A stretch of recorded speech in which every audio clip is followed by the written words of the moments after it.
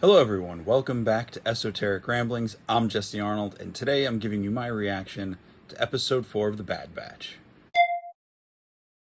Hey everybody, welcome back to the channel. Thanks for watching. Especially all of you who keep coming back and watching these videos. I really appreciate it. I hope you're enjoying what you're seeing. For those of you who are new, I do these reaction videos to and review videos to new episodes of shows, mainly been on Disney Plus at this point, just because there's shows I can watch with my mom, and she lives down in Florida, so we stream them together and talk about them afterwards, and do some movie reviews, comic reviews, all that. So if you are interested, please feel free to hit the subscribe and like the video if you want. Today I'm going to be doing episode 4 of The Bad Batch, new today on Disney Plus. The episode is titled Cornered. And like my other Bad Batch episodes, if you don't want spoilers for the episode, don't watch this video at all. The videos are a little too short, or the episodes are a little too short for me to spend a lot of time breaking down the differences between the non-spoiler and spoilery side of it. So that said, we'll jump right into the episode. So this week's episode, number 4, is called Cornered. And it's all about the Bad Batch and Omega as they make their way on the run. They're now becoming wanted people. The Empire is quickly, very quickly taking hold of what was the Republic, with the chain code system being set up and all these different things to where you can't function unless you're part of the Empire and registering, which is a diabolically genius way to get everybody under control. And so they're on the run, they're running out of supplies, their ship has been tagged as a wanted ship, so part of the episode is Tech and Wrecker trying to make modifications to the ship's signature, while Hunter and Echo and Omega go out on a supply run, and of course they go to a bustling city, and Omega's never been to a city before, so she kind of gets accidentally lost and shenanigans happen. It's a really good episode. I like seeing more of the Hunter-Omega interaction. I really like the two of them, like their dynamic. And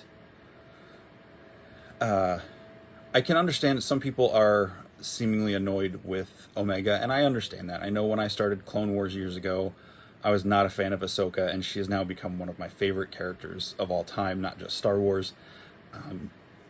I don't know if that will be the case for Omega. I'm enjoying the character and seeing where she's going to go with this crew. But I like seeing all the different personalities in the Bad Batch crew. Some of them are not one note, but they're very, very strong in their own personalities, especially Wrecker.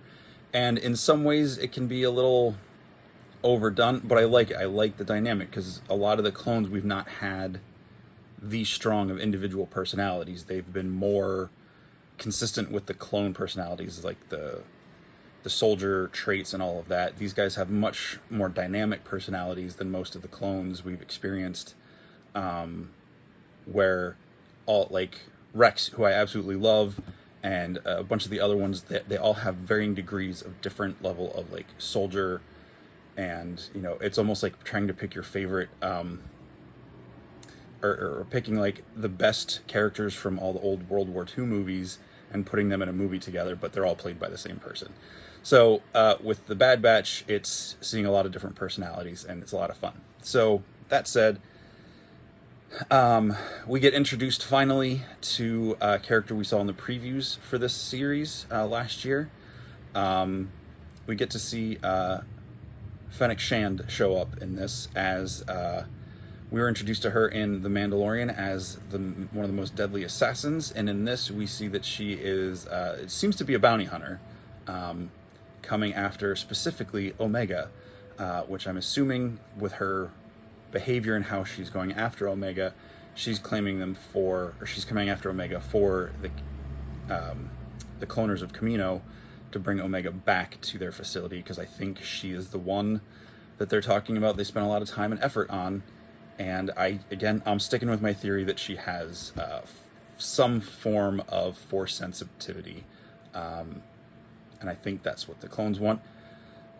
And because I think this is going to be one of those things that leads into cloning a Force-sensitive person in the storyline in The Mandalorian. I think they're going to be reminiscent, or no pun intended, echoey of each other in that way.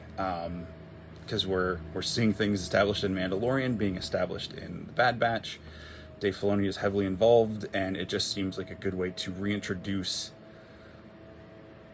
the things we've gotten shown in Mandalorian in the earlier timeline of the canon, and that's what I think is happening. And I love it. I think it's great. I really like seeing this. We went back to Pentos. See, I feel like that's the name of a city in Pentos is from Game of Thrones. I do believe we've been in this planet in the Clone Wars series, but I can't remember. It's been a while since I've watched, and there's so many names from so many different shows and books and things that they all get jumbled up sometimes. So maybe I'm confused, but I feel like this is a planet we've been to before in the Star Wars lore. It was fun to go back, or the first time, I don't know. It was a fun planet. I liked it. It's got some good humor in the episode, and some really, really beautiful staged shots, especially towards the end of the episode. There's this fantastic, it might even be the last shot of the episode, a great shot of Fennec looking up at the stars through the spaceport, and it's a great shot. It felt very cinematic, and yeah, it was really great. So Fennec finds Omega and tries to make off with her, but she does it in like the very atypical bounty hunter way we've seen in Star Wars. She tries to befriend Omega and win her over to her side, and then when Hunter catches up, it turns into a fight. But even through all of that, she's doing everything.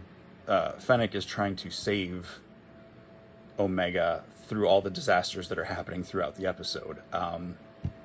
So clearly she's trying to bring her back alive. And I believe that's her mission, not necessarily her moral code, because she has no problem killing a couple completely innocent civilians and security forces during the episode. So I don't think it's because she's a softie. I think it's part of the mission is to bring the kid back alive. So I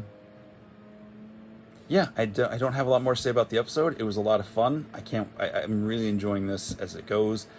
Kind of looking forward to rewatching the whole series when it's done. Just kind of binge the whole thing in one big chunk. But yeah, so I think that's it for this episode of The Bad Batch, Cornered, now on Disney Plus. And let's see, I'm a little behind on my comic haul for the week because I had a lot of books this week, a lot of big reading, and it's been a very busy week, and I've not had a chance to finish my comics yet. So for those of you waiting for my comic haul rundown, it will be coming probably sometime Saturday or Sunday. So I will have it done in time before next week's comic haul needs to post. So that's it, I think, for today's Esoteric Rambling episode. Thanks for watching. If you want to check out any of my pictures of the collection, if you're into that sort of stuff, you can just check out Just Shelve It over on Instagram.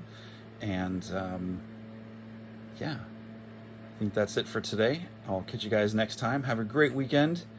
Ramble on.